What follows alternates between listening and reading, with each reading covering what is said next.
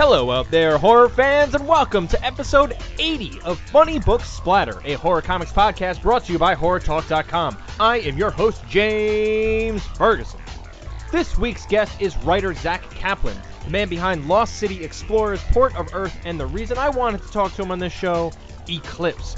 This is an awesome horror sci-fi comic where the sun is the villain. Not sun as in my kid, sun as in the one up in the sky. As a fair-skinned individual, I've always known that sun was up to no good. In Eclipse, if you step foot into daylight, your flesh will melt instantly.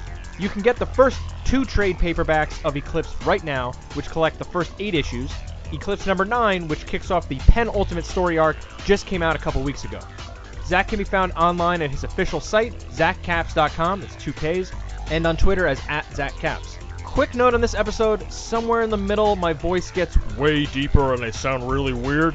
I have no idea what happened. Maybe I hit puberty during the show. In any case, I did my best to clean up the audio, but it still sounds a little bit funny, so my apologies. As a quick reminder, if you're digging the show, an easy way to help me out is to write a positive review on iTunes, Stitcher, or wherever you're getting this podcast. That kind of stuff helps spread the word about the show, and it is immensely appreciated. Quick shout out to Matthew Sumo for writing a great review recently. Alright, that's it for the news and updates, folks, so let's dive right into episode 80 of Funny Books Splatter with my guest, Zack Kaplan. So, to start us off, if you had to pitch Eclipse to somebody, like on the convention floor or, walking down the street, how would you describe Eclipse to somebody? Eclipse is a world where the sunlight will burn you alive if you go outside. Sunlight has become deadly. Everybody has to work at night, sleep during the day. Humanity survives underground in what is left of New York City, but there is a surviving, albeit dystopian, city. And then there is someone going around killing people using sunlight, burning them alive. And it falls to our hero, a rather reclusive solar engineer, to step in and solve the mystery and get involved. It's a mix of post-apocalyptic and I said dystopian, action, thriller, mystery, all kind of rolled into one. Yeah, I like that the Eclipse kind of starts with that hook of an idea of, like, the sun kills you. Like, obviously, like, the sun's always trying to kill you, but, like, this is, like, super fast. Like, one just flash of sunlight will just melt your entire skin off. Yeah, direct, the rules of the world are direct sunlight will toast you, but obviously going out in the shade is not something you want to really mess around with, considering the fact that the sun is moving and you can get stuck and you can get toasted. So yeah. Yeah. But you build what's great. So, like, that would be cool enough kind of on its own, but you build this kind of, like, story of there's, like, some corruption, there's action and adventure and all this, like, other mystery kind of involved with the human characters of it. So it's not just like, well, let's hide from the sunlight. You have this, like, intrigue and conspiracy all kind of, like, surrounding what's going on. Yeah, it's definitely a mashup of a lot of different kind of genres and tropes. I mean, there's a little bit of film noir in there, and there's a conspiracy, and it's kind of almost a little Chinatown-esque, and there's some standard serial killer detective stuff, and there's some action, and then there's just some kind of there's a lot of character depth and complexity, and I think at the end of the day, for me, the whole story is really about this group of characters that are just trying to determine how to not only survive in this city and in this world, but whether they should be kind of more hopeful and optimistic, or whether they should be kind of out for their own survival and out for themselves. So kind of the light and dark of human nature. Yeah, it's something that's kind of tough for anyone to find hope in this kind of dystopian landscape where it's like, they can't go outside during the day anymore. So it's like they're all living like vampires or living underground, so it's like that's tough to be excited about. Yeah, it's everyone has to live underground, and I think that there's kind of this. I mean, the story throws you right in, and we don't ever really find out what happened. and you just kind of come to accept that this is the way life is now. But obviously, as a reader who's not really given the details of what happened and how this came to be, it's kind of depressing. And so I think you kind of want there to be some sort of way to get out of this mess, and you want to be hopeful, but you don't really know how to do that. And then, of course, there is a twist, and you can tell me, James, how spoiler you want to talk about the series. No, but there's a Go ahead. Yeah, no. Yeah, I think it's more up to you. So like right now, as we speak, there's the first 9 issues are out. There's 2 trades out. So listen, if you're, I'm going to spoil the first issue for you. So if you don't want that to be spoiled, then pause this and go read the first issue. But they discovered that there are a very select few who can go out in the sunlight, and there's something going on that these individuals are not burning when sun touches them, and there's all sorts of power dynamics going on, and there's a mystery going on related to these daywalkers. But it creates this kind of commodity that everybody is trying to control, and at the same time not even sure how to control and how to take the fact that you do have some people that are able to go out into the sunlight, and how do you transition that into maybe everybody being able to get their lives back, and they don't have that answer, and it creates just a whole lot of conflict, which is fun to watch. Mm-hmm. Do you think you'll ever reveal what actually happened that led to this? I think you call it like the flare. The flare, yeah. The backstory is that there was a solar flare. That kind of the sun erupted, and this flare kind of engulfed our planet. But the flare was really the sun changing in some way, and we were unable to explain it because we were too busy reacting from this cataclysm. But no, I think that there is something to be left to the imagination. I think there's a mystery here, and we kind of peel back more and more possibility of the nuance of it all, and it's less abstract. It's definitely not purely heat related. There's something more going on in the relationship between the sun and organic matter. But no, I don't really think it's that important to the story, and the story doesn't spend a lot of time on it, and that maybe at some point, but I don't really. I think the unknown is kind of cool to me. That the characters desperately want to know, but they can't know, and that's kind of more horrific. I think it's scarier that the sun would just change on us, and we kind of see. I think one thing that people I think really relate to with Eclipse, and I hear it at conventions and online and all over, is that people already have a changing relationship with the sun and with our environment on a whole, but specifically the sun. The sun is this life-giving force, and it's supposed to grow our crops and make us feel good, and people go out in the sun all day and they get sunburned in a way that they don't think they did 100 years ago, and it's really brutal.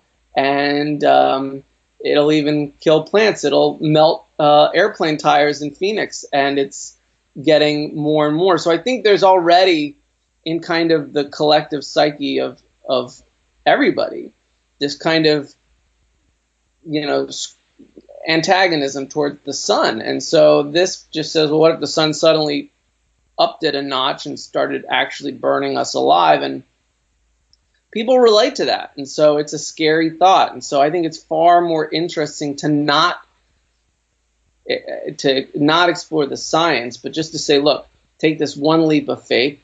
That's the what if of the world. What if sunlight became deadly? And the rest of it is, far more grounded in human emotion and character and power politics and mystery and thriller and all sorts of the fun stuff. But no, I don't think we'll ever go there. Maybe. I'm happy to hear that, because I feel like there's been a shift. Like it might have been The Walking Dead that like started that, where it was just like, at least like in recent memory, where it's like, no, we're not going to tell you anymore. Like, you know, you don't need that in order to enjoy the story.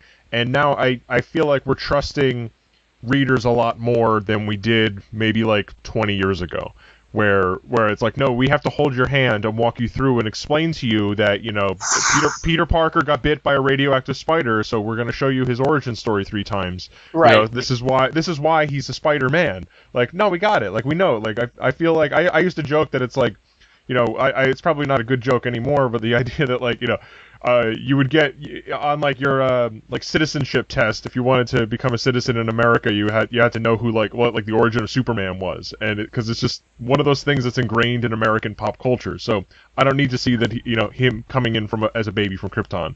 Yeah, I'm a big fan of ambiguity in stories in a certain regard. You can't have ambiguity, or you can't have it if it's going to create confusion, or if you're going to be watching characters, you know, handle a conflict and suddenly a car comes out of nowhere and they're like, wait, where did they get that car? They were in the middle of the desert. I mean, obviously that, you know, well, you don't need to know where they got the car. That kind of ambiguity is just, you know, you can't do that kind of storytelling. But when you create some sort of phenomenon or a mystery or something, if the audience is dying to know, well, what happened to the sun, I'm a big fan of giving the reader a question that they want answered, and then kind of, I guess not making them feel guilty, but saying, no, you need to realize that that's not a fair question to get answered. You know, what happened to the sun? Okay, well, how on earth are they going to know that? You know, you're with these characters. You want them to find what? You know, God's diary that says what happened to the sun. You want the world of Eclipse, which takes place in a near post-apocalyptic New York City, to suddenly launch a space rocket and go into outer space and do some research and figure it out. Is that the fulfilling? I think that fans would be pretty pissed off at the story if suddenly these heroes found NASA, rebuilt a rocket, and decided to go into outer space to study the sun. It's just not the story. You know? I mean, it's the same. You brought up Walking Dead. I think we would all be a little annoyed if they went to the CDC and found a vial labeled "cure for zombie apocalypse," and then started, you know, fixing everything. That's not really the story's promise. So I get that when you introduce something like this phenomenon, the immediate reader reaction is, well, I want to know. But I think the more you kind of guide the reader towards realizing that they don't need to know, and that's not really what the story's about, the more they appreciate that. That's why you and I appreciate Walking Dead never explains the zombie apocalypse, and it would be a real bummer if you were introduced to Patient Zero and it was like, oh man, why did Fred eat that bat stuff in Africa and that was the zombie apocalypse? Oh man. Nothing can live up to it, so it doesn't. Yeah, especially at this point, like, you know, using The Walking Dead still, like they're like 150 plus issues in, like, yeah, like by this point, if you suddenly put out anything that they could possibly make is going to look lame in comparison to what you've cooked up in your head. It's just, no, this is the world we live in now. Zombies are attacking, and in the case of Eclipse, like, no, this is it. People live underground because the sun will melt your face. Well, and I am a big fan of climate science, and I definitely believe we can predict a tremendous amount and understand a tremendous amount of what is happening to our planet. But, you know, things happen. And so is it possible that the sun would have something happen? Who knows? That's science. That's what science fiction's all about. And so I think it's far scarier, the unknown of our environment, you know. Suddenly something happened. No, that's what that's what all of those Destroy the World movies are all about, right? When, you know, John Cusack or Dwayne The Rock Johnson discovers that the planet is actually about to have a mega storm or the end of the world or something, and there's always the one scientist is like, I told you, I studied the patterns, it was coming. Yeah, it was Jor-El. That's it. Yeah, we never really understand. Well, what was coming? Well, something was coming. I mean, you know, look, tornadoes are blowing up Los Angeles, and we just kind of go, well, that's the suspension of disbelief that the environment has turned on us, and so Eclipse just takes this kind of fun idea, and at the core, it's really fun to flip the concept of sun and darkness and day and night. That suddenly night is safe and day is dangerous, and suddenly, you have situations where you have to brave the day and brave sunlight, and suddenly you have this constant fear of being killed by a window that breaks or something. You're toast. So it's really fun. It's better to keep it horrific and scary. Yeah, I think that you kind of take the idea of that kind of isolation horror that goes in sci-fi in sci-fi movies like Aliens, where there's something horrible happening and they're in this like big tin can floating around in space, and if you poke a hole in any wall of that spaceship, they'll all get sucked out into space and die in seconds. And the same kind of thing is true for Eclipse, but like they can get out there and explore, but there's a time limit. Like if they get to a certain point and it's like, oh, that sun is rising, and there's an awesome scene in the latest issue, in issue number 9 there, where the sun, they're caught out there, the sun's rising, and it's like, what are you gonna do? Like you have to find a spot to hide and just hope that that shade is gonna stay there for the entire time. The sun moves, so the shadows. Yeah. And that's really, it's beautifully drawn. Giovanni Timpano is the artist on the series. He's amazing. Flavio Dispenza is the colorist. And that sequence is a perfect example of how the artwork really, I knew this from the get-go, that we needed a team who could capture the rays and the lighting in such a way that you felt concerned about that yellow bar of light that is getting closer and closer to the characters. And these two heroes find themselves out in the wasteland, and it's nighttime, and suddenly you see the sky warm and the sun is beginning to crest, and you realize that you have not even minutes but seconds to get into shade, and that you don't even know if you're going to pick the right shady spot or if it's going to turn on you and you're toast. And so it's just it's taking this very commonplace situation and kind of making it scary. It's really awesome. And the whole premise kind of starts with Bax as a character who just really wants to. Well, it's kind of ironic. On the one hand, he really doesn't want to be involved with anything or care about anybody or really get involved, because he knows how straying away from the comfort of hiding and all this stuff is opening yourself up to the dangers that the sun can be. But the irony of all of this is that he actually works as the solar engineer at the beginning of the series, and he puts on these protective suits and goes out during the day. So he's working like a graveyard shift, and he goes out during the day and fixes the city, which is a very dangerous job in and of itself, but at least it's safe and structured. He's in a suit. It's kind of controlled danger. Much probably in the same way you find some guys in our world today who work an oil rig job or some really extreme job, and you'd say, man, isn't that dangerous? And it feels normal to them. So he's kind of one of these guys, but he doesn't want to get involved in any of the city's power politics and drama and this killer and all this stuff, and he kind of gets pulled into it, and then continues to find himself in these situations where sunlight is right around the corner. There's a sunrise, and it's now the constant threat of him or people he cares about getting killed. Yeah, it's great stuff, and huge props to the art team, to Giovanni, especially with the level of detail that goes Crazy, into right? it's insane. Like, I don't know how he makes it, because it's just like you see every single line that goes into like everything, and like these intricate details of like paneling and the buildings and the structure there. It's nuts.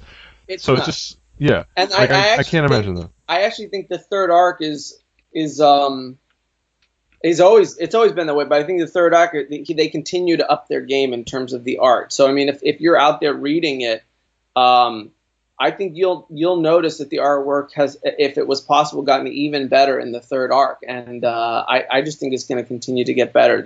He's immensely detailed, really interested in capturing the nuance of everything, and it's just amazing work. He's really talented. Yeah, it's crazy stuff. Now, one thing you had mentioned, so this is based all around in one city. I mean, are there other cities out there that are in a similar situation?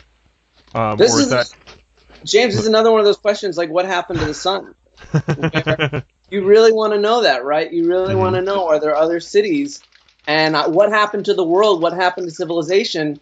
Well, we could really want to know that. But then I think if you got like the TV broadcast where the person said, we're okay, and here's a list of 22 cities that are all connected and working, you kind of be a little disappointed because there's something horrific about the fact that New York has survived, and yet there doesn't seem to be any other cities nearby that have survived.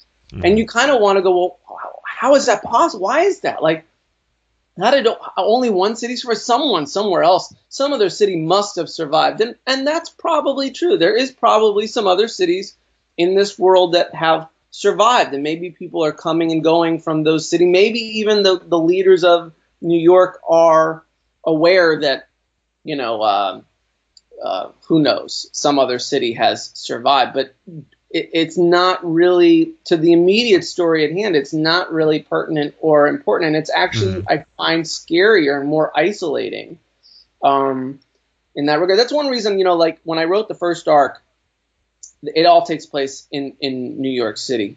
And then I wanted to expand the world.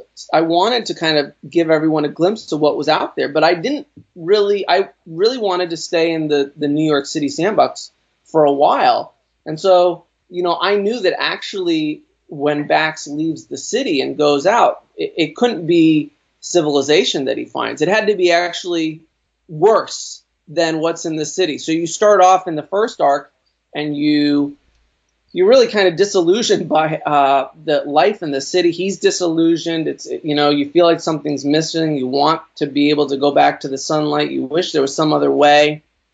There's some corruption. There's some mystery. And then he finally gets to leave, and you go, oh, wow, out here it's even more desolate. There's, you know, like mercenaries. There's the former mayor of New York has banded like the ex-mayor of New York has put together soldiers that are kind of a cutthroat band that are kind of looking out for themselves. They're, I mean, they're not Mad Max territory, but they're certainly a little less civilized. And you kind of realize, oh wow, out here, it's even worse. There's not the you know. So I just think it's all, again, you know, at the end of the day, Eclipse is meant to be in the horror genre as well, and it's, even though it's also thriller and it's also all these other things, it's just scarier that New York has survived, and we don't see any other signs of any other cities. That's not to say that one day, you know, I wouldn't take the series elsewhere. I mean, it would be interesting to take one of the characters and go look around or the world, or maybe to jump and pull a Fear the Walking Dead and to do the Eclipse LA version, and we see what happened somewhere else. I think that would be really cool and interesting. But my goal, and all of our goals for this first true chapter, is to take Eclipse and play this story out with these characters in New York City. Cool. Now, being that you haven't and you don't intend to reveal what happened, have you had like weird fan theories or anything like that of people coming up to you and go, oh, this has got to be what had happened, or this is the reason why something like this could happen? No, I haven't actually. I had one. I don't know if it was a chemist or an astrophysicist. I had one smarty pants come up to me at a convention and start to challenge me on the science, and I just said, hey, look, it's not meant to be scientifically accurate. Like, if you're looking for scientific accuracy, like if you're looking for this to make a lot of scientific sense, then I will admit it does not. You know, like, you're smart, you have college degrees in science, so if you tell me there's no way this would happen, fair enough. But this is science fiction, and this is but what if it does? And I'm only asking you to make one leap of faith, and that's what if it does. So I did have that. Other than that, no, I don't think so. I think people buy into the isolation, and they buy into it all. I don't know. Maybe fans, when I end it and I don't give them a lot of answers to these mysteries, they'll be bummed. But I don't think so. I think they'll actually, much like the way we've come to embrace Walking Dead, I think they'll be quite fulfilled by the amount of knowledge that they got. Hope so. Mm-hmm. So. Do you have an end in sight for like how long you want to take the series? Yeah, in fact, we're gonna go to issue 16, and this chapter with Bax and Cielo and New York City, we're gonna end there. So we have we have the third arc, and we're gonna do a fourth arc, and that will be the contained. Let's call it this contained story of what happens here, and it will resolve in a very fulfilling way at 16. I'm not interested in outstaying my welcome in any particular territory and dragging it on too much. Eclipse has from the very beginning been a real. I always intended it to be a real fast-paced read. It is an action series above all else, and it's got to be. It can't just be. So I want to bring it to a close. 16's where we're headed, and then we'll take a break. So we'll do 8 more issues straight here because we did the first 8 issues and took a break for a while, and then we'll do 8 more. We'll close up this first part of it, and then time will tell whether we come back. If we did come back to Eclipse, I think it would be, like I said, a kind of a new chapter, we would decide to do another 16 issues of a whole different, maybe some of the same characters, maybe a different situation, maybe a different city, but it would be there will be an end to 16, and then there would be a new chapter to it. So, yeah. Yeah, and I think if I remember correctly, the series began as a mini-series, and then it was expanded out because the response was so high. Yeah, I always dreamed of being able to take it further, but initially it was just 4 issues, and the 4 issues were left very open-ended, and I left a lot of mystery in the hopes that would happen, and it was contained in the sense that the conflict that's introduced in the first arc was ended to a degree, but there was a lot more mystery, and so my goal is to try to deliver on as much of the mystery as I can and this overarching conflict. And it's actually been very interesting. Look, I'm a new writer, and Eclipse was my first comic ever. And I was gonna ask you about that. I feel like Matt Hawkins had told me that once. Like when I spoke to him like a couple years ago at New York Comic Con, and I was like, really? Like how like all these laid out and everything like that. I'm like, that's his first book. Like what a way to start, man. Yeah, it's been quite a ride. And I've only been in the game. I'm coming up on 2 years. Eclipse number 1 came out September 2016. It's been quite a ride. But with I didn't really know. I went in with only 4 issues. It did well.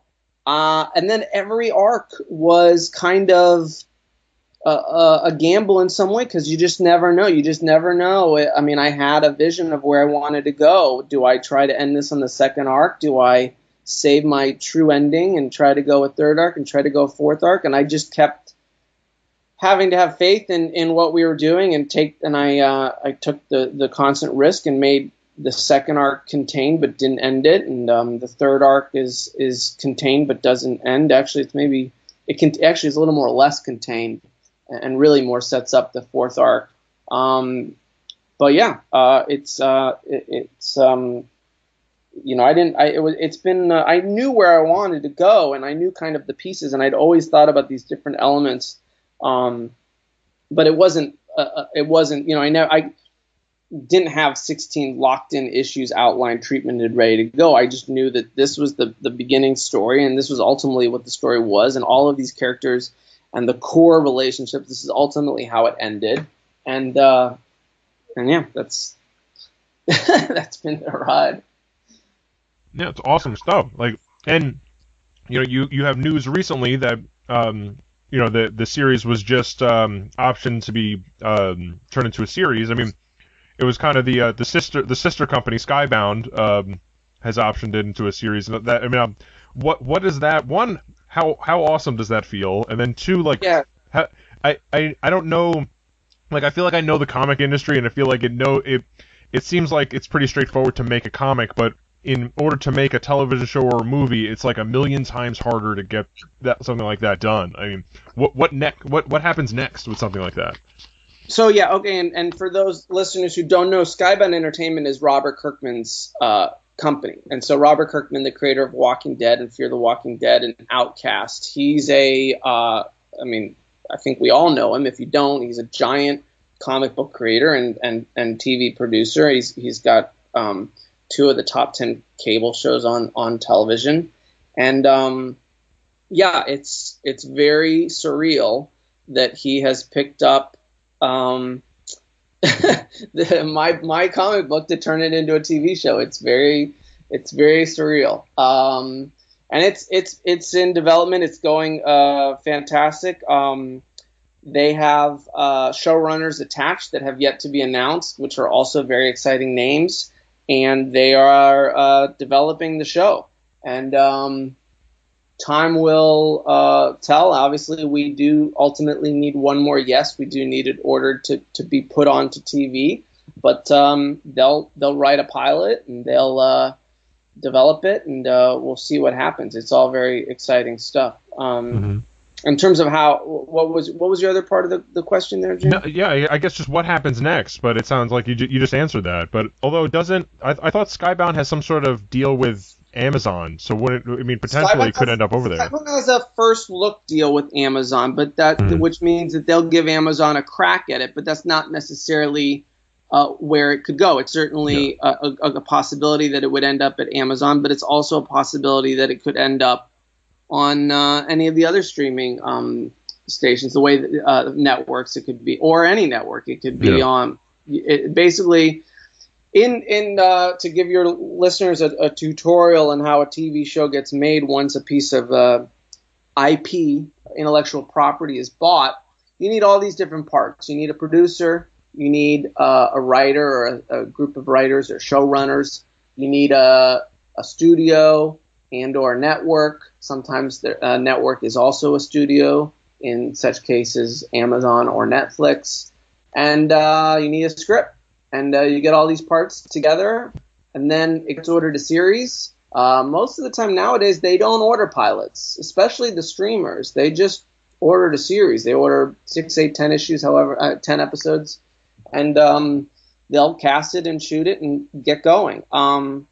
The packaging, getting the right showrunners on board, getting the right network and studio, getting the right take, getting everybody's vision together, writing a pilot. It takes some time. And the good news is we're already into the process. So we got to announce, but we've actually had some of the process already happen. So, fingers crossed that it continues to move well, and then the pilot turns out good, and then we go into television, which would be a dream come true. Pretty amazing. I know a lot of comics get picked up here and there. I was pretty ecstatic that Robert Kirkman was the guy that was interested in the comic. I mean, I don't, beyond the fact that this story in and of itself feels very like Robert Kirkman. We keep drawing comparisons to Walking Dead, even though it's different. I can't think of anybody you would rather have overseeing the adaptation of a comic book into a TV show. The guy has done it several times and continues to do it. So I'm like, yes, please take my comic, please adapt by all means. So it's crazy. Would you be involved in the writing and whatnot of the show too, or is that kind of a TBD thing? I, as much as I can be, obviously I have not run a TV show, and I came into the situation saying, I don't want that high level of responsibility. I mean, one day I would love to be ready for that responsibility. I didn't at the time feel like I was, and so I said, go find some big hot showrunners who have done this before, who are gonna just kill this. And I'm here, and I've offered my help as much as I can along the way, and I'll continue to do so. I would love to be in the room if the timing works out and help them and participate in the writing of the series. But I'm also having a lot of fun writing comics, so I'll have to pick and choose because that would be a very tough decision. But I would love to find ways to be involved, and yeah. Well, I will point out, Zach, that you hadn't written a comic before Eclipse came out either, so maybe it's something that maybe now it's time to try out TV too. Well, it seems to be a trend. I mean, I Lost City Explorers got announced a month ago that it was bought by Universal TV, and that's being adapted into a TV show as well. And I always hint at secret things going on with Port of Earth. So in 2 years, I've had 3 comics, and I can't explain it, but they all have things happening, and so yes, opportunity continues to knock at the door, saying to look at television adaptation comics, and I would love to do it. But you know what? I'm also, in addition to trying to keep all these series ongoing and fantastic, I have a couple of new comic book series I'm trying to work on to get out for next year. So it's great problems to have, and I'm having a great time. Yeah, man, you're living the dream over there. So I am. Going back to the art process specifically, we've already praised Giovanni, and we will continue to do that. But from a collaboration standpoint, how does some of the visuals come together? I mean, because do you purposely give him like the most difficult things to draw, or is it something where it's like, does he want to draw certain things, and you're like, yeah, I'm going to find a way to work this into the script, and by the way, what does flesh look like when it melts? You hit the nail on the head. I purposely give him the most difficult things to draw. This happened with the first page. It was my own naivete as someone who had never written a comic book and kind of had a very cinematic point of view that I said, Times Square, hundreds of people fill the area, and we see billboards, we see no cars but horses, and we see shops that are selling this and that, and we see all this stuff. By the way, it's a half panel, it's a half a page. And so, it's like you crammed every single thing that every artist hates to draw. Like you said horses. Like I've heard horses are like people hate drawing. There's a hunt of crowds scene. Oh, the lighting. I would, because there's no, they've had to remodify electricity, so there's all these mounted lights, and there's air conditioning units all over the walls because they're trying to stay cool. All this world building stuff that's completely atmospheric and environmental, and I just threw it all in there. And when the first ink came back and I saw the level of detail that this guy had put into it, and by the way, I mean, let me pause this description for a minute. Top Cow had Giovanni's portfolio, and he had done comics with IDW Dynamite for 7 years. He really had a grasp on light and shadow and noir, and I was very impressed, so much so that I said, this is the guy, and he wasn't available for 5 months, so I had to wait for him to get him, which was agonizing, but one of the best decisions I ever made. But I did not know the level of detail that he intended to bring to this series, and when I saw this first page, I said, holy shit, this is insane, and I could even tell that, and from then on, the fact that he had done that, I kind of said, well, in that case, here's the next one. And I purposely wrote into it larger spreads that had a tremendous amount of detail. There's lots of vistas, there's lots of landscapes, there's lots of extreme wide shots, and he loves it. And, we talk, we have a very collaborative process, back and forth. We've gotten into heated discussions about what's the best choice for a page, and it always makes it better. We're both perfectionists. We're both out for what's best for the story and the absolute truth, and it's a wonderful partnership. And he loves drawing this detail. So when I sat down to do issue 9, I mean, you can only look at issue 9 and there's just so much detail on every page. But that's me saying, well, okay, here you go. We see this and we see that and this and that, and he loves the detail. And he's amazingly, he draws an issue in about 5.5, 6 weeks, which is extremely fast for this level. Yeah, that's nuts. I mean, it looks like it should take forever. Like the level of detail that's in that is insane. And here's another interesting thing about the process. So when I first started, I would write the scripts, and there were, page 1, page 2, page 3, and I write the panels and what happens in each panel. But we would spend a lot of time discussing and collaborating on page layout. And I had ideas, he had ideas, but it became a far more collaborative process. And by the middle of the end of the second arc, I just started to deconstruct the scripts. There was no point in me paneling them. I just say, look, here's the sequence. I know it's 4 pages. It requires a tremendous amount of action, and here, knock yourself out. Because the other thing, I mean, is this guy isn't good enough with his details and with his landscapes and all of this stuff and his faces and everything. He's also really good with layouts. He has these really wonderful layouts, and he's very imaginative. And I don't want to stand in the way of that. So I just say, hey, here you go. And I had to kind of assess. I can't give him a 4-page sequence and tell him he's got 2 pages for it. I've kind of got to have an idea of the fit. But I'd say, here you go. This. And by the time I got to issue 9, the whole third arc, we actually are going to talk about this in the back matter of issue 10.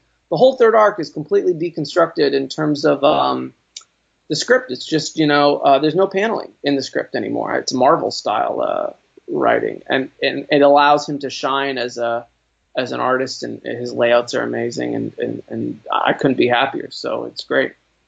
Cool. Yeah, I mean that speaks to a great collaboration between you guys in terms of like being able to trust one another and make a good solid comic. Then I mean, I can only hope that that we can collaborate for a lot longer. I mean, I know that it's very possible he might end up getting some big gig at DC or Marvel very shortly. He already did the Batman Shadow crossover, so I wouldn't be surprised. But if he's doing creator owned, if I can keep him, I will, because we have a great time working together.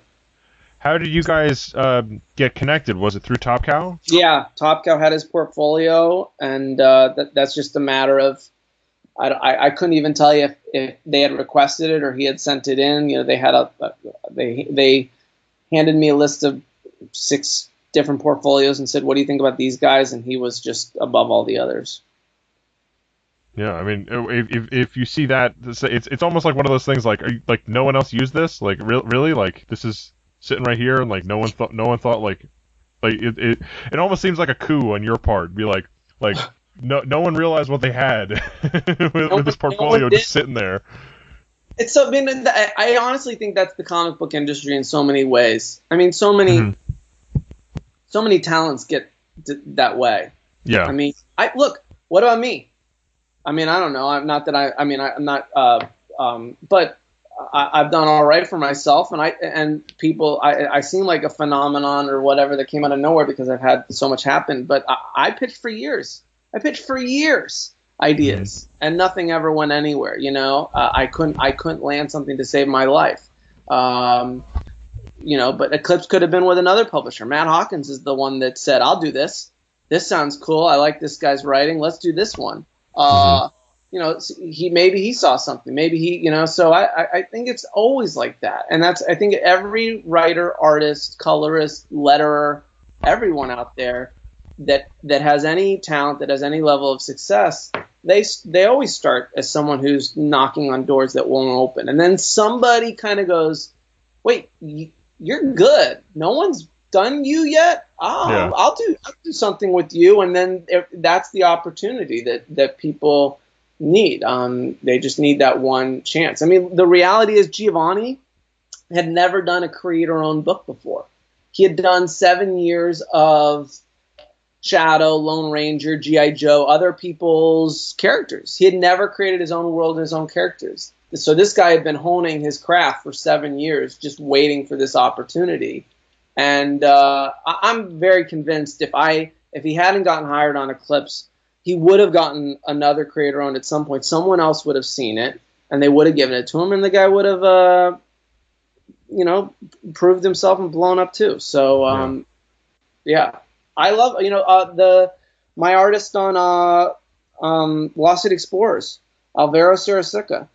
The guy's amazing. He's amazing, and he did Magnus, Sovereigns, and Turok, but he's only done a couple books. I think he's relatively new to the industry. Amazing, and we looked at a lot of portfolios for that one, and it wasn't right, and then I was like, I remember Mike Marks from Aftershock sending me Alvaro's portfolio. I was like, wait a minute, this is really good. And Mike was like, yeah, I agree. And I'm like, no, this is like, wait, can we get this guy? This is the guy. Let's do this guy. This is amazing. So I don't know, but I think everyone. If the writing thing doesn't work out, it seems like you have another job coming as a talent scout for finding all these artists. Well, sometimes it's one. I feel like creators in this business sometimes have to be talent scouts. I mean, you're looking at especially the writers. I mean, I have new projects, and you're always looking for new artists to work with, and you have to kind of assess, well, who's the right person, who can capture what I'm going for, who's got the right style, what's the right style for the book. Every artist is different. So yeah. Yeah, it's everything aligned for it. It seems so. That's some great stuff. So I mean, do you want to tease anything going into this next arc, which is leading up to the final arc of the penultimate arc, if you will, for Eclipse? Then as we head into that, issue 9's out there in the world, it seems like things are God, I can't believe I'm going to say this, heating up out there with the show. Well, yeah, I would say the second arc separated the characters. There was kind of dual storylines going on. There was a storyline going on in New York, and there was a storyline going on in the outside the city with Bax. And so you've got all these different characters that are kind of moving parts, but they were all moving separately.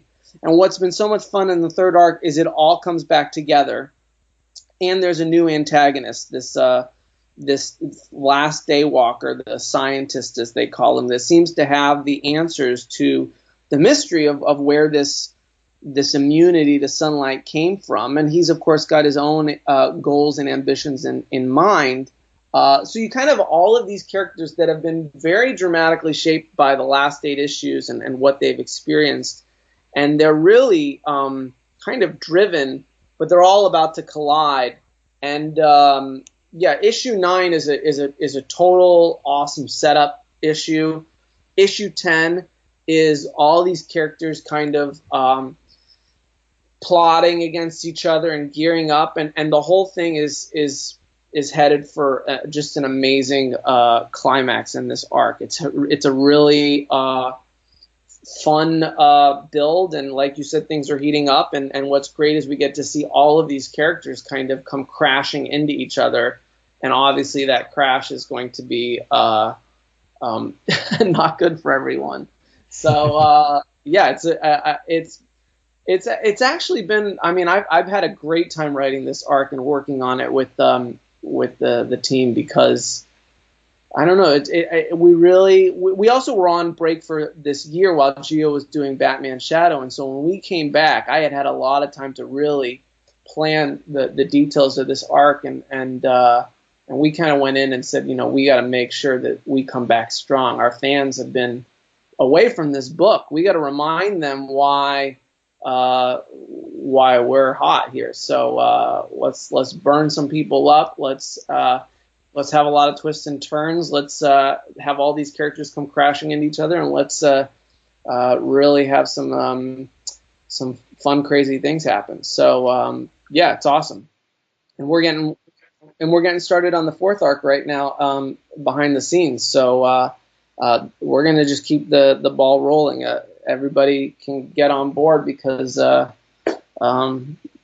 have 8 more issues of it. That's great. I mean, if issue number 9 is any indication, like, yeah, this is we're in for some crazy shit. So I'm I'm really looking forward to it. Like, I'm never gonna get tired of seeing someone's face melt in this book, because it's just like, it's always terrifying. It's always really unsettling. But it's like, there's the sun. We're gonna do that a lot. But you can feel it, right? You read issue 9. You can feel that, like, there's a build in a very special way. Like, the first arc is, I love it. It's wonderful. It's set up. It's the story of Bax, kind of trying to handle this threat. Second arc immediately divides the characters, and so you really kind of feel that. And so the fact that everyone is starting to come back together and they all have these kind of clear ambitions, you can feel the build, and I think it's exciting. It's exciting to me to take these characters there. And also, something else, I mean, it's been always very important to me to really have character growth and character depth in this story, and to really test Bax, test CLO, test these characters. And so it's been, they've had 8 issues of that. And so now to keep that pressure on them really creates some great results. Yeah. Great stuff. So, Zach, aside from everyone's local comic shop where they could pick up the issues and in the first couple trades of Eclipse, what's the best places to find you online? I'm online. Twitter's very easy. I'm friendly. You can hit me up, Zack Kaps. I'm on Facebook and Instagram as well. I'm retooling my website right now, which is zackkaps.com, but that should be up in about a month or 2, and I will have an online store attached there. So if you like my stuff and you want to get signed issues or convention exclusives and stuff like that, I'll have that through the store. But Zack Kaps pretty much on all the platforms. Cool.